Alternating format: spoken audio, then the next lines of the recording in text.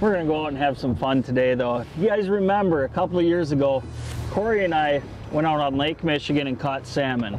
And we haven't stopped talking about it, have we? No. I mean, it's so much fun. Between smallmouth fishing, it's probably the next thing I look forward to, honestly. Yeah, and it's been a couple of years since we've shot a show, but we invited our buddy Matt Schiefelbein, and we're gonna go out on Lake Michigan. Different area though, we're quite a ways north of where we were the last time. We're fishing out of your walleye boat, so there's a couple things that Korey likes to do a little bit differently. So follow us, we're gonna go out there and catch salmon, have an absolute riot, and show you the next bite.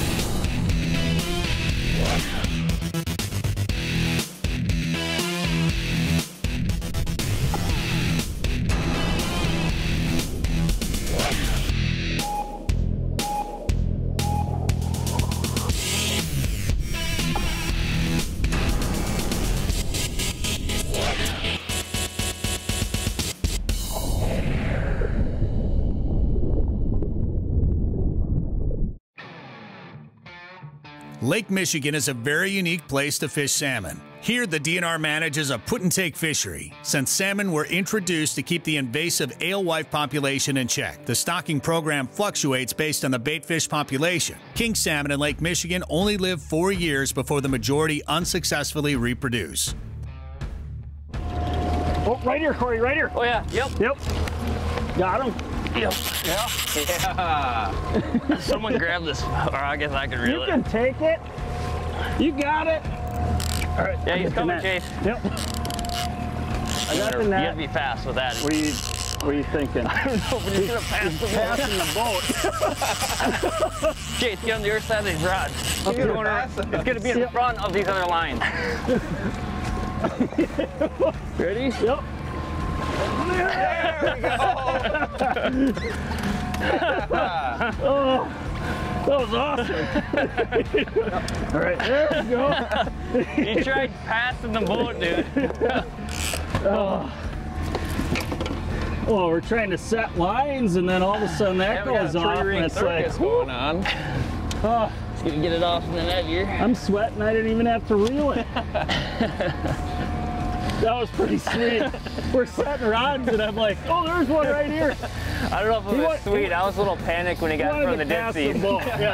Yeah, we had the net up in front of those two rods, but hey, that was a lot of fun. It's always fun when you get a bite or two when you're trying to get lines out, because it comes chaos pretty quick with all these lines you're navigating. But well, right now it's August, and we're out here on Lake Michigan. We're actually out of one of the northern ports around Sturgeon Bay.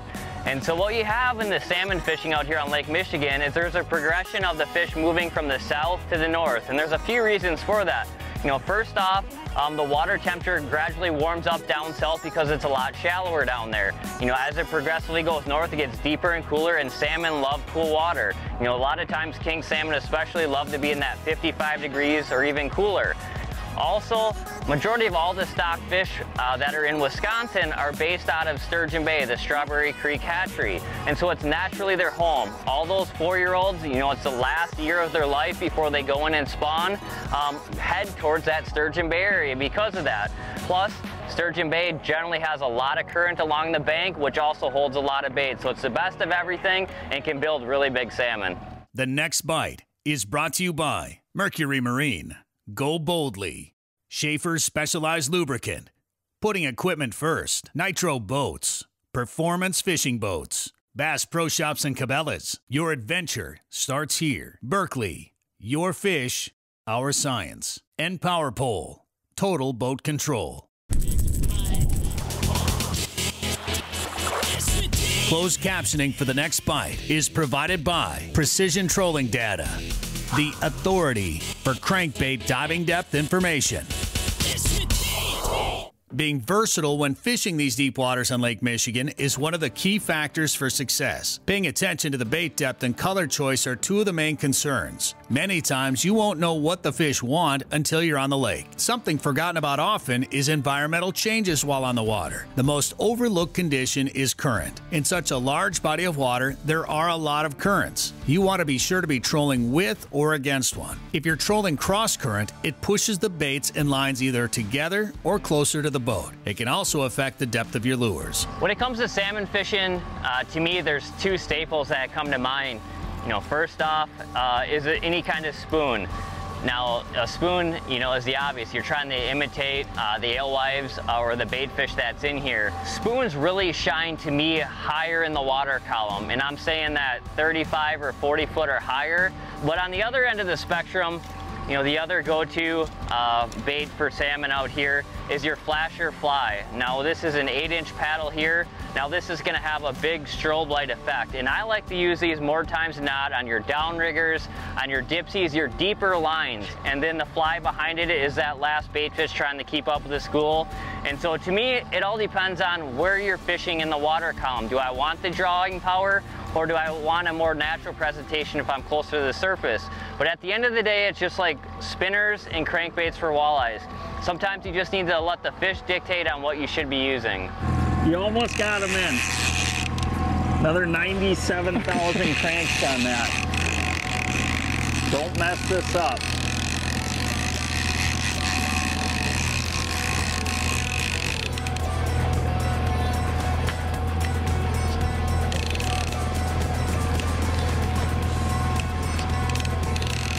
All you and the fish.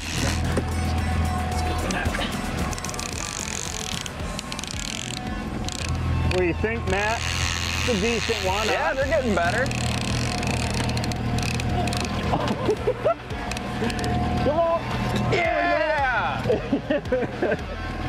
There we go. There we go, getting bigger. Hey. Forearms are burning a little bit after that one. Yeah, I bet they are. I bet they are. Oh, perfect. Look at that. A little quick removal. It's a nice one. Not a giant, but God, they are so pretty, aren't they? They're so awesome. They're so it was old enough to work Matt over a little bit. Yeah, I'm sure you're sore a little bit up. It's so much fun to reel in. As much as it burns, it's really cool to get them in the boat. That one kind of worked you a little bit. I mean, especially when the board went off. He took a couple good runs, but oh, it's fun. Oh, it's so much fun.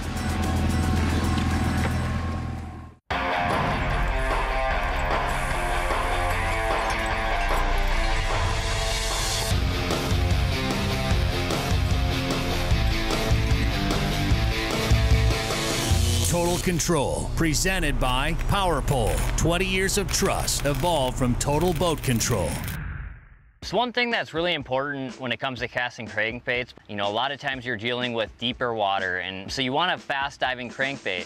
Not only do you want a faster diving crankbait, but you also want a crankbait you can cast far. The only way crankbait fishing is really efficient is if you can make long enough casts to cover enough water. Otherwise, that's where trolling really steps up. One of the baits that's really shined today has been the Money Badger. It has a weight transfer in it. So there's a tungsten ball in here, so when you cast it, that ball transitions to the back of the bait and helps you cast a lot further. Not only does it have the weight transfer, but it has this flash disc in here, and these flash discs really help balance these baits, and that's very important. So you could be pulling this bait at 3+ miles an hour into the current. You need a bait that's super stable, and obviously that tracks well and stays in tune well. If you want to touch bottom, you want to be hitting bottom, so you want that bait deflecting but yet still running true. That's where that flash disc really helps with the balance of the bait. A little more subtle, but it has that faster, tighter action. And so it just, to me, it's one of those crankbaits that is almost made for casting, especially on river situations. It comes in 5 different sizes, but to me, the 3 sizes to really pay attention to are the 625, it'll be the 725, and also there's an in-between one, which would be the 675. And so once again, you're kind of scaling down your profile and obviously putting more odds in your favor with all the attributes that go along with the Money Badger. The easiest thing to look at while trolling is spreading your lines out away from the boat, and it allows you to run more lines. But you can also spread your lines vertically in the water column. Spreading your lines can be done many different ways, but the most common while trolling for salmon is lead core and copper. Dipsy divers has center rods and downriggers on the inside. All work great for the specific purpose. When it comes to rod and reel setups here for salmon fishing, to me the most important one is your Dipsy diver setup. And the reason for that is a Dipsy diver is so versatile. You can fish high in the water column, you can get it down deep, but one tool that really helps you achieve that is using a wire line. This is a 7-strand wire. It's a no stretch line, but it is very thin. It allows it to cut through the water a lot better, especially at speeds. And obviously cutting through that water allows it to achieve depth a lot faster. But most importantly too, having a line counter where you can duplicate depth. Just like crankbaits, a Dipsy diver achieves its depth based off of how much line you let out. So having obviously a line counter to duplicate that or have any idea where you are is really important. You know, on the Dipsy diver part of things, it's just simply a disc, but today we're using a number 1 setting for our deeper one, which gets basically straight below the boat, a little bit out, and a number 3 setting which shoots it out to the side. So we kind of spread our lines out towards the bottom of the boat. And so behind the Dipsy diver is another important tool. This is a snubber. Now this snubber is a cushioning device basically. Other than your rod tip, there's not a lot of give in this setup here. And so having this to cushion the bite, obviously cushion the whole fight throughout. Behind that, I use to me it's a 6-foot length leader material. This is 30-pound leader material, a little bit thinner. Just helps with that bait have a little bit more action when you get back to the paddle here. Obviously we have an 8-inch paddle here, but behind it I use a 50-pound fluorocarbon for a leader material. Obviously that 50-pound is going to allow me to catch fish repeatedly over again without having to worry about if I frayed my line or anything. And so to me, when it comes to a setup of a rod and reel, the most important one that I really focus on is a Dipsy diver setup because it is so versatile. Hey, Nice. Steelhead. oh yeah. Light steelhead, Yeah. good eater. Yeah, I mean, that thing must have been running straight at the boat. Like, you didn't even know you had it on for half the way. He gave her good in the beginning and just gave up. Swam right at the boat. I mean, I thought it was a big king at first. It's a nice little steelhead here. Yeah, good eater anyway. I mean, yeah, these are good eating fish, but one thing's for sure, up here there are some big steelhead. I mean, that are probably twice this size or bigger. Yeah. I mean, they're fun. I mean, this was our highest line. It was a 7 color. You know, so it's one of those things, a lot of times the steelhead are in that very top part of the water column, so it makes sense why we got a bite on it. It was the highest line, so. So this is a situation that we come across a lot with walleye fishing. We're in the open water and we're out here in deeper water than obviously what we'd be for walleyes. But the thing that I really want to key in is the use of my electronics, so we can put us in a situation where we can get as many of these salmon to bite as possible. And one of the things that you're going to see out on Lake Michigan when you're fishing for these salmon is a thermocline. You can actually see right here it's around 40 feet. It's actually pretty deep. It's about 10 foot in depth. And what happens in setups like that is the bait typically likes the warmer water. So they're going to be just above or maybe a couple feet above that thermocline. Now these big kings like cooler water, so they may be sitting right by the thermocline or even below it. Now, not just sonar, obviously being able to see the fish, make sure you're around fish is important, but when you start catching fish, definitely couple that sonar with your GPS and lay waypoints down where you're finding active pods. You might make a 1.5 mile, 2 mile long pass and mark fish the whole way, but if they're eating in a simple, small area, definitely try to make shorter passes, especially if it's calm and you can turn around on them to stay on those active fish. So watch your sonar, use your GPS, come on out, have a lot of fun reeling in these salmon on Lake Michigan. Pretty quick hands to the rod. I'm gonna just stand here and relax for a while, have some fun. Hey, worry about your fish, okay? Worry about yours. To me, I feel like I'm in a good spot right now. To me. Almost in. Not.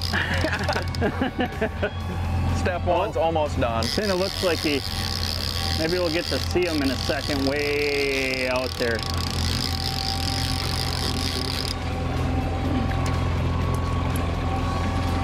It's all you. Matt, you got the net? Yeah, I got it. All right. Gotta take my spot.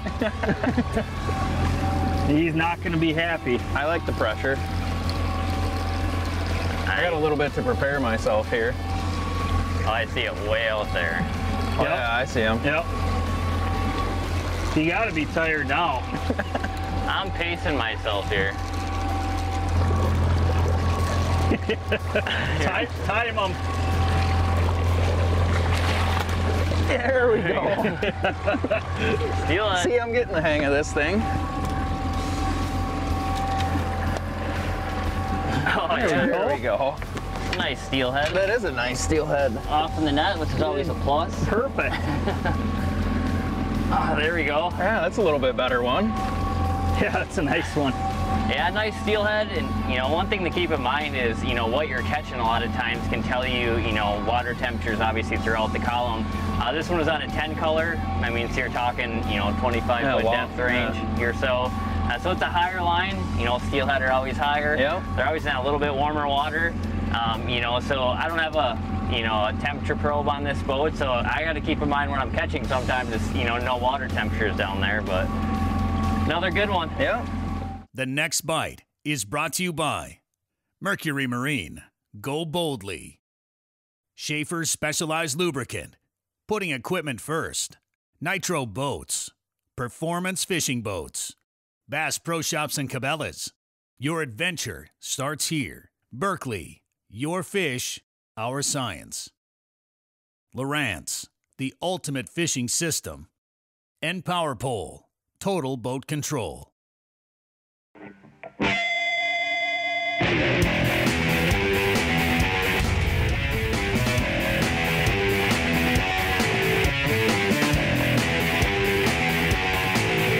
Hot topics, leading information and tackling techniques to make you a better angler. Presented by Mercury.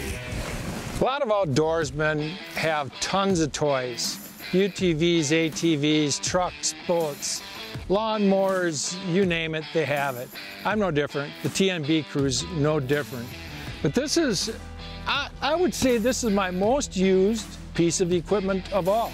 It's a little tracker off-road electric cart. But to make it something that you're going to use all the time, what I did is I used some 2x8s and I built a little box and dropped the box right into the back. So now I can use it as a hauler also. So my wife and I like to plant trees. We plant a lot of apple trees and oak trees and things like that. I use this for checking my deer cameras in the fall. And the fact that it's quiet is a big deal. You know, I've actually ran up on wolves. That was a scary thing. I almost ran into a bear coming around a corner one day, another scary situation.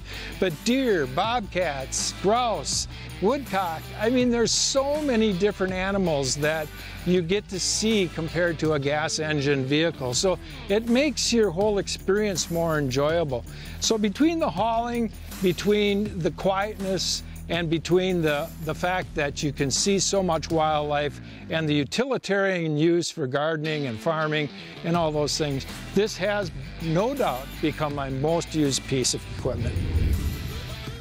Fishing Lake Michigan can be intimidating, especially out of a small boat. Using the proper equipment can make your life easier. The combination of lead core, dipsy divers, and downriggers can get you in all different depths of the water column. Narrowing it down even further, you can use the thermocline to help predict bait and fish depth. Oh, right here, right here. Yep. Oh, he's pulling it back pretty good. Here you go, Matt. There you go. I think it's a pretty decent one. It feels all right right now. Feel decent, Matt? I don't know. Yeah.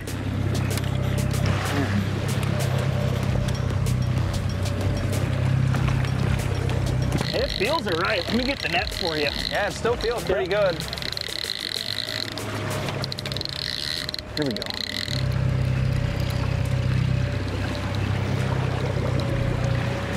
Right at the end of the pass, too. Oh, Yep. now he's happy.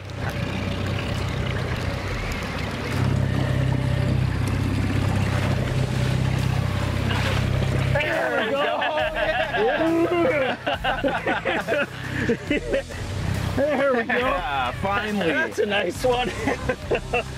Wow. Nice job, Matt. Any players there, Chase? She sure didn't feel that big coming in. No, you're like, Didn't do anything the whole way in. no, you're like, yeah, I don't think it's much. And then when we saw it, I'm like, wow, that looks like a pretty good one. Oh, on that spoon. Same one again? same Yeah, that same spoon, that thing's been hot. Is that the 10 color again? Yep. Yeah, 10 color. That's a nice one, boys. Finally.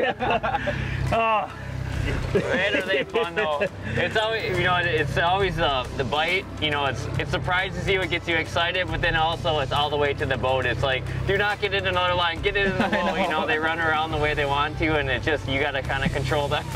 you do, but you seem kind of bored the whole way. So. All right, boys, nice work. And so not only do they love cooler water, but their home or their stock. Are you guys gonna let me finish this before we catch one, or what? Ready? So this is a pretty.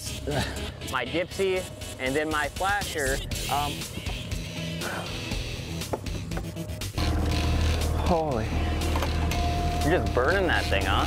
Yeah. making it easy on you is what he's doing.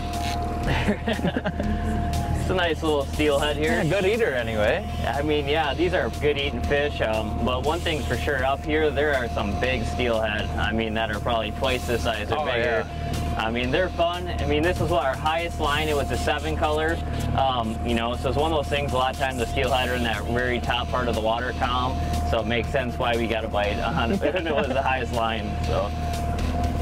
Reset this line here. Is he on there yet, Chase? Yeah. I don't think it's what we're looking for, though. Might be a 13-inch walleye.